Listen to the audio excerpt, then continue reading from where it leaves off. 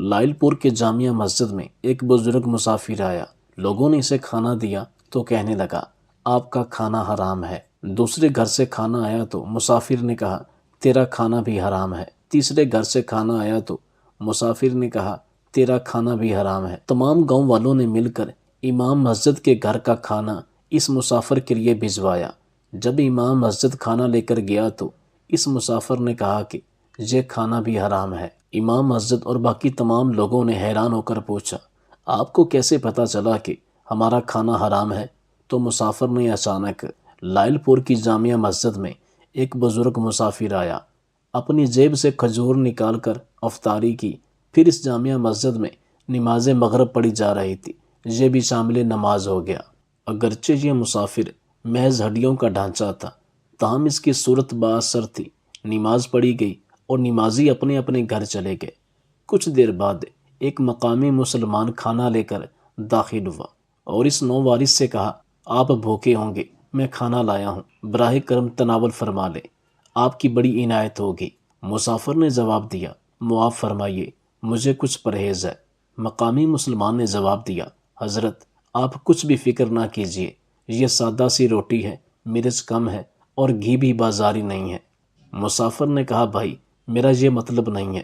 مقامی مسلمان نے پوچھا، پھر کیا مطلب ہے؟ مسافر چپ ہو گیا اور مقامی مسلمان اس کے چہرے کی طرف دیکھنے لگا۔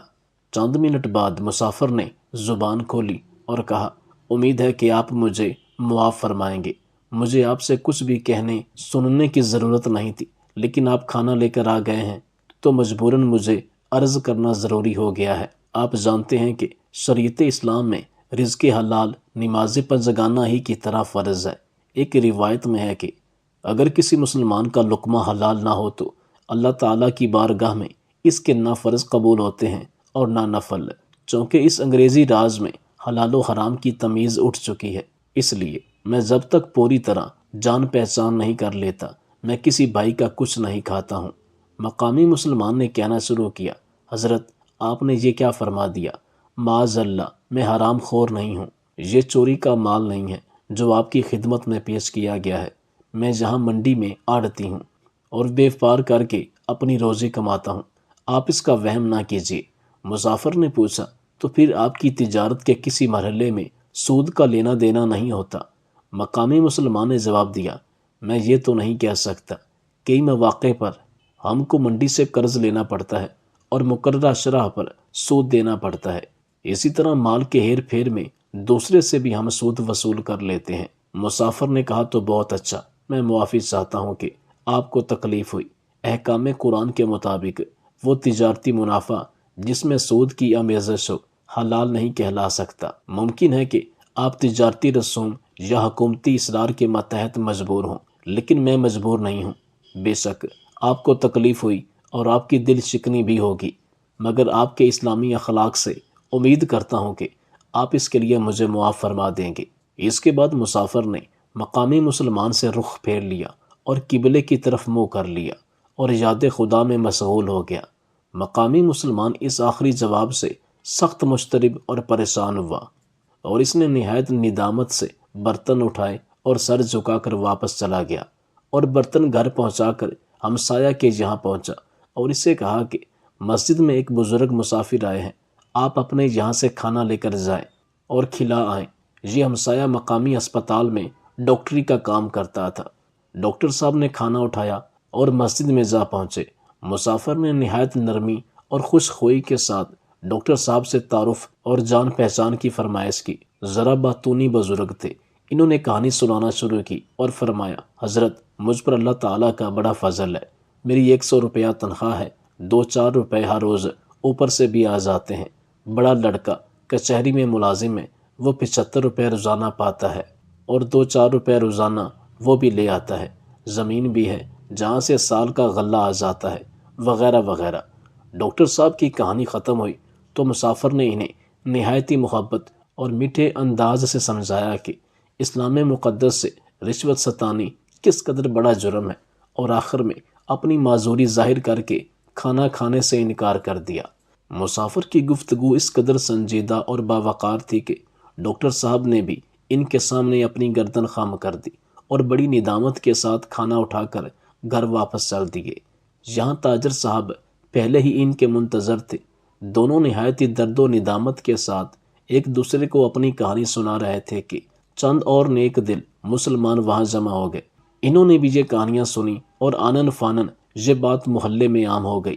ڈاکٹر صاحب اور تاجر صاحب نے مل کر عرض کیا کہ اب کسی ذمہ دار کے یہاں سے کھانا بھجوانا چاہیے تاکہ اس پر سود یا رشوت کا الزام نہ آ سکے۔ چنانچہ اسی وقت ایک ذمہ دار کے یہاں سے کھانا بھجوایا گیا۔ مسافر نے اسے پوچھا، آپ کے پاس کوئی گروی زمین تو نہیں ہے؟ جب ذمہ دار صاحب نے اس کا اقرار کیا تو مسافر نے انہیں پھیر دیا اور کہا کہ جو شخص مسلمان ہو کر زمین گروی رکھتا ہے اس کی کمائی حرام سے خالی نہیں ہو سکتی۔ اس کے بعد ایک عالم صاحب کو بھیجا گیا جو کہ ایک مسجد کے امام تھے۔ ان میں یہ نقص پایا گیا کہ انہوں نے اپنی بہنوں کو حکم شریعت کے مطابق جائیداد میں حصہ نہیں دیا تھا، اس لیے مسافر نے ان کا کھانا بھی رد کر دیا اور فرمایا کہ آپ بہنوں کے غاصب ہیں، اور کہا آپ کے ہر لقمے میں آدھے سے کم حرام شامل نہیں ہے۔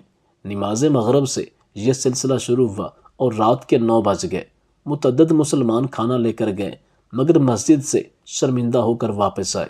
مسافر طیبہ کی کسوٹی لیے مسجد میں بیٹھا تھا اور ہر ایک مسلمان کو جو کھانا لے کر جاتا تھا اسی قرآنی کسوٹی پر پرکھتا اور شرمندہ کر کے باہر نکال دیتا تھا۔ تمام آبادی میں شور برپا ہو گیا۔ جا بجا یہی چرچا تھا۔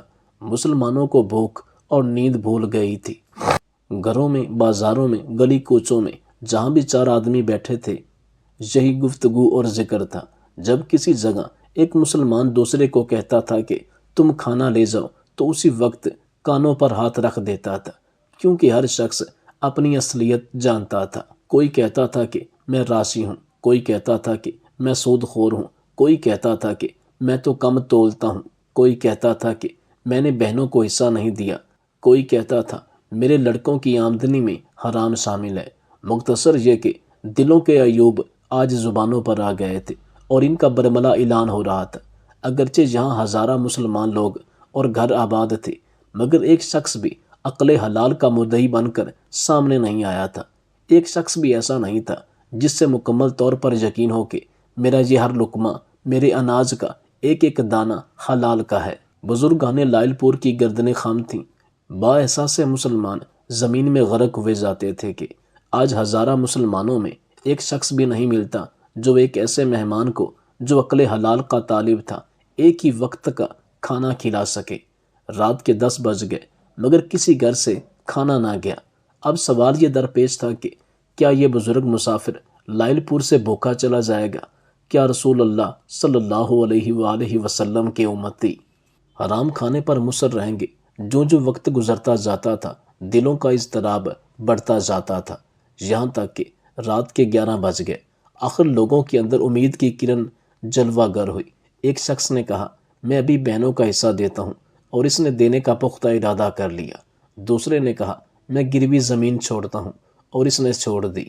ساتھ میں یہ بھی برملا اظہار کیا کہ کیا فائدہ ایسے رزق کا، ایسی جائیداد کا جس سے میں صرف روٹی بھی حلال کی نہ کھا سکوں۔ تیسرے شخص نے کہا میں آج کے بعد کبھی سود نہ لوں گا، اور اس نے سود کا کاروبار ترک کر دیا۔ مختصر یہ کہ آن کی آن میں لائل پور کے بے شمار مسلمانوں پر توبہ استغفار کے دروازے کھل گئے۔ کسی نے رشوت چھوڑ دی، کسی نے جھوٹی گواہی کا پیشہ چھوڑ دیا، کسی نے راگ رنگ سے توبہ کر لی، تو کسی نے یتیموں کا غصب شدہ مال واپس کرنا طے کر لیا۔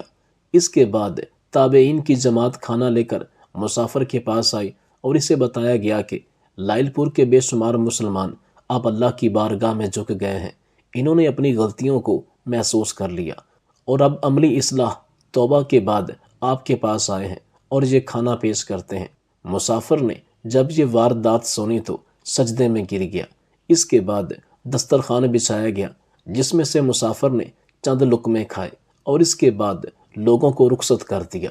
لائل پور کے بے شمار مسلمان جوق در جوق مسجد میں آئے تاکہ باخدا انسان کی زیارت کرے جس کے زہد برپا نے اپنے صرف ایک عام سے عمل سے لائل پور کے آدھے مسلمانوں کو صحیح معنوں میں سچا مسلمان بنا دیا تھا۔ مگر وہ حیرت زدہ رہ گئے جب انہیں بتایا گیا کہ مسافر تہجد کے بعد مسجد سے نکلا تھا اور واپس نہیں آیا۔ یہ واقعہ ہے جس سے معلوم ہو سکتا ہے کہ اہل اللہ کس طرح خلق خدا کی اصلاح کیا کرتے تھے۔ اس مسافر نے کوئی واعظ نہیں کیا، کوئی کتاب نہیں چھاپی، کوئی درس و تدریس کا نصاب نہیں بنایا۔ وہ مغرب سے تہجد تک صرف چند گھنٹے لائل پور کی جامع مسجد میں ٹھہرا، مگر جب وہاں سے گیا تو مسلمانوں کی اصلاح ہو چکی تھی، بے شمار یتیموں کو اپنا حق مل چکا تھا، بے شمار لڑکیوں کو اپنا شرعی حصہ مل چکا تھا، بہت سے رشوت خور رشوت ستانی سے باز آ چکے تھے، بہت سے جواری جوا چھوڑ چکے تھے۔ یہ سب کے سب لوگ تقریباً وہ تھے جن پر صدہن مرتبہ قرآن پڑھا گیا، 20 مرتبہ واعظ سنائے گئے، اور جن سے متعدد مرتبہ پنچایتوں نے جمع ہو کر اہل حق کے لیے حق کے مطالبے کیے، مگر وہ ظلم و ستم سے باز نہ آئے۔ لیکن اب وہ ایک ہی رات میں اس طرح از خود گناہوں سے تائب ہو گئے کہ گویا انہوں نے کبھی گناہ نہیں کیا تھا۔ پھر لطف یہ کہ یہ سارا کام نماز مغرب سے شروع ہوا اور اسی رات تقریباً 12-1 بجے ختم ہو گیا۔ ایسے ہی عمل اور باخدا انسان ہیں جن کی نگاہوں سے قوموں اور ملکوں کی تقدیریں بدل جاتی ہیں۔ شرط یہ ہے کہ مرد قلندر کو خود اپنی ذات میں مومن اور سچا مسلمان ہونا چاہیے، تو پھر اس کا کیا گیا ہر ایک عمل دوسرے مسلمان کے دل میں گھر پیدا کرنے کے لیے کافی ہے۔ اس بزرگ نے لائل پور میں بسنے والے تمام لوگوں کی غیرت کو اور ان کو آئینہ دکھا دیا تھا کہ تم لوگ نہ خود رزق حلال کھا رہے ہو اور نہ کسی کو کھلا سکتے ہو، تو تمہاری جائیداد، بڑے بڑے گھروں، ذمہ داروں کا کیا فائدہ؟ تم لوگ نہ صرف اپنی دنیا خراب کر رہے ہو بلکہ آخرت میں بھی تم لوگوں کا کوئی حصہ نہیں ہوگا۔ بس اتنی سی بات سے ہر شخص کے اندر اس دیندار شخص نے چراغ حقیقی جلا دیا۔ آئیے اپنے اندر اخلاق اور صداقت پیدا کریں۔ آج وقت ہے اپنی اصلاح کیجیے، اپنے گریبانوں میں نظر دوڑائیں کہ ہم نے کسی کا حق کھایا یا ہم نے کون سا ظلم کیا ہے۔ آج اس سے توبہ کریں اور اپنے دین اور دنیا دونوں کو سنوار لیں۔ اپنی دنیاوی زندگی کو سنوارنے کے لیے آخرت کا سودا نہ کریں، بے شک یہ انتہائی گھاٹے کا سودا ہے، اور عنقریب ایسے لوگوں کو اپنے کیے گئے ہر گناہ کی سزا کے بارے میں معلوم ہو جائے گا۔ لہٰذا آج ہی سے ہجرت شروع کر دیں، ہر اس چیز سے توبہ کر لیں جو اللہ رسول کو ناپسند ہے۔ اسی طرح ایک اور واقعہ بیان کرتے ہیں کہ عید الفطر کے دن ایک جاوید نامی شخص کی شادی ایک حسین عورت سے ہو گئی۔ عورت کسی اور کو پسند کرتی تھی، لہٰذا جب اس عورت کی جاوید سے شادی ہو گئی تو اب وہ اپنے شوہر کو پسند نہیں کرتی تھی اور اسے جان چھڑانا چاہتی تھی، جبکہ جاوید بہت خوش ہوا، بار بار اللہ کا شکر ادا کرے کہ چلو کسی بہانے مجھے بھی کسی عورت کی قربت نصیب ہوئی اور میرا نکاح ہو گیا، جبکہ یہ عورت اس کے برعکس سوچ رہی تھی کہ وہ کون سا پل آئے کہ میں اس سے جدا ہو جاؤں۔ رخصتی کے بعد شوہر اپنی بیوی کو لے کر اپنے گھر جا رہا تھا۔ وہ میاں بیوی اکیلے اپنے گھوڑے پر سوار ہو کر اپنی منزل کی طرف رواں دواں تھے کہ راستے میں اس کی نئی نویلی دلہن نے کہا کہ مجھے بہت پیاس لگی ہے، لہٰذا یہ جو سامنے کنواں ہے اس سے مجھے تازہ پانی نکال کر دو۔ ان کے پاس ایک لوہے کی گڑوی تھی۔ اس کی بیوی نے اپنے شوہر کو دی اور کہا کہ اپنی پگڑی اتار کر اس گڑوی سے باندھ کر مجھے یہاں سے تازہ پانی نکال کر دو۔ اس کے شوہر جاوید نے کہا کہ میں ابھی نکال کر دیتا ہوں۔ شوہر گھوڑا سے نیچے اترا، اس نے اپنی پگڑی کو گڑوی کے ساتھ باندھا اور نیچے بیٹھ کر ہاتھ لمبا کر کے تازہ پانی نکالنے لگا، لیکن پھر بھی اس کا ہاتھ اپنی پگڑی باندھنے کے باوجود اس پانی تک نہ پہنچ سکا۔ جب اس کی بیوی نے یہ دیکھا تو اس نے بھی اپنا دوپٹہ اتارا اور کہا کہ اس کو بھی ساتھ باندھ لو۔ اس کے شوہر نے اپنی بیوی کا دوپٹہ بھی اپنی پگڑی کے ساتھ باندھ کر کنویں میں جھک کر گڑوی کو نیچے کنویں میں کر دیا۔ بیوی کے پاس یہ سنہری موقع تھا، نہ جانے اسے کیا سوچی کہ اس نے اپنے شوہر کو دھکا دے دیا اور وہ اس کنویں کے اندر جا گرا۔ بیوی دل میں بہت خوش تھی کہ میری اس سے جان چھوٹی اور اب میں اپنے من پسند شخص سے شادی کر سکوں گی اور کسی کو اس بات کا علم بھی نہیں ہوگا۔ میرے دل میں جو آئے گا میں وہ بہانہ بنا دوں گی۔ اس نے بغیر کسی پرواہ کے وہاں سے اپنا سفر واپسی اپنے میکے کی طرف شروع کر دیا، یعنی کہ اپنے والدین کی طرف چلی گئی۔ خوش قسمتی سے کنویں سے کچھ فاصلے پر ایک چرواہا اپنی بکریاں چرا رہا تھا۔ وہ دوڑتا ہوا اس کنویں کے پاس آیا اور ایک رسی کی مدد سے کنویں میں گرے ہوئے شخص یعنی جاوید کو نکالنے میں مدد کرنے لگا۔ کافی مشقت کے بعد چرواہا جاوید کو کنویں سے نکالنے میں کامیاب ہو گیا۔ اس وقت تک اس کی بیوی اپنے ماں باپ کے پاس پہنچ چکی تھی، کیونکہ اتنا لمبا سفر طے نہیں کیا تھا ابھی تک انہوں نے۔ جاوید نے اپنے کپڑے نچوڑے اور ان کو خشک کرنے لگا۔ خیر کچھ دیر بعد جاوید واپس اپنی بیوی کے گھر یعنی کہ اپنے سسرال کی طرف لوٹ گیا۔ اسے یقین تھا کہ مجھے دھکا دے کر میری بیوی اپنے میکے گئی ہوگی۔ جو ہی جاوید اپنے سسرال میں پہنچا تو اس کی بیوی کی نظر جب اپنے شوہر پر پڑی تو اس کے رونگٹے کھڑے ہو گئے اور وہ ڈرنے لگی کہ اب میرا سب جھوٹ سامنے آ جائے گا اور میری بہت بے عزتی اور بدنامی ہوگی، حتیٰ کہ اس کے پاؤں کے نیچے سے زمین کھسک گئی کہ یہ کم بخت یہاں کیسے آ گیا۔ میں تو اسے اپنی طرف سے مار کر آئی تھی کہ اس سے اب جان چھوٹ گئی۔ خیر اب وہ یہ سوچنے لگی کہ اب یہ ساری بات کھل جائے گی جو ابھی تک میں نے چھپائی ہوئی تھی، اور میرا شوہر میرے والدین اور بہن بھائیوں کو، رشتہ داروں کو ساری حقیقت سے آگاہ کر دے گا۔ جبکہ جاوید نے سوچ لیا تھا کہ اللہ کا شکر کرنا ہے اور گزارا کرنا ہے، جو ہو گیا سو ہو گیا۔ جو میری بیوی نے میرے ساتھ کیا اب میں اس کے ساتھ ایسا نہیں کروں گا کہ اسے شرمندگی کا سامنا کرنا پڑے۔ جبکہ اس کی بیوی یہ نہیں جانتی تھی، وہ تو اسی ڈر میں تھی کہ اب میرا شوہر ذکر کرے گا، اب بتائے گا، اور یہی سوچ سوچ کر اس کا خون خشک ہو رہا تھا، اور اب وہ اپنے شوہر کی آنکھوں میں آنکھیں ڈال بھی نہیں سکتی تھی۔ خیر جاوید نے ظہر کی نماز ادا کی، اس کے بعد کھانا کھایا۔ جبکہ بیوی اس کی یہی سوچ رہی تھی کہ اب میرا شوہر بتائے گا، لیکن اس نے کسی کو اس بات کی بھنک تک نہیں لگنے دی جو واقعہ اس کے ساتھ ہو چکا تھا۔ اسی طرح شام ہوئی، دلہن کے والد اور بھائی بھی کام سے گھر واپس لوٹ آئے، لیکن کسی کو نہ دلہن نے کچھ بتایا اور نہ ہی اس کے شوہر جاوید نے کچھ بتایا۔ گفت و شنید ہوتی رہی، حتیٰ کہ رات ہو گئی اور ان کے بستر لگ گئے اور یہ سو بھی گئے۔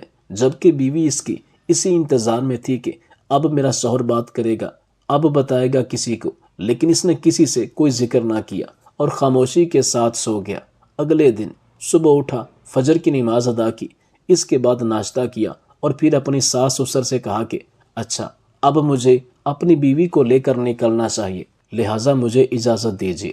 اس کے ساس سسر نے کہا کہ ٹھیک ہے بیٹا، اللہ کے سپرد۔ ساس سسر نے اپنے داماد اور بیٹی دونوں کو دعاؤں میں رخصت کیا، جبکہ اس کی بیوی اب بھی یہی سوچ رہی تھی کہ شاید میرا شوہر کسی پلان کے تحت مجھے لے کر نہ جا رہا ہو، یا وہاں مجھے کوئی خطرہ نہ ہو، یا مجھے کوئی نقصان نہ پہنچائے۔ خیر میاں بیوی اسی گھوڑا پر دوبارہ سوار ہوئے اور سفر کرنا شروع کر دیا۔ جب اسی کنویں پر دوبارہ پہنچے تو اس کی بیوی نے کہا کہ 1 منٹ گھوڑا یہاں پر روکیے گا۔ اس کے شوہر نے کہا کہ خیر تو ہے۔ اس کی بیوی نے کہا ہاں 1 منٹ روکیے گا۔ اس کی بیوی اور وہ دونوں گھوڑا سے نیچے اترے۔ اس کی بیوی اس کے قدموں میں بیٹھ گئی اور اس سے معافیاں مانگنے لگی کہ میں نے جو کیا وہ بہت برا تھا، بہت غلط تھا، میں اس پر بہت زیادہ شرمندہ ہوں۔ میں تو آپ کو مارنا چاہتی تھی اور میں نے اس میں کوئی کسر نہیں چھوڑی تھی۔ میں بہت خود غرض عورت ہوں، مجھے معاف کر دیجیے۔ میں نے آپ پر بہت بڑا ظلم کیا، آپ کے ساتھ بہت بڑا دھوکہ کیا، میں نے جفا کی، جبکہ آپ نے بدلے میں میرے ساتھ وفا کی اور حق نبھا دیا۔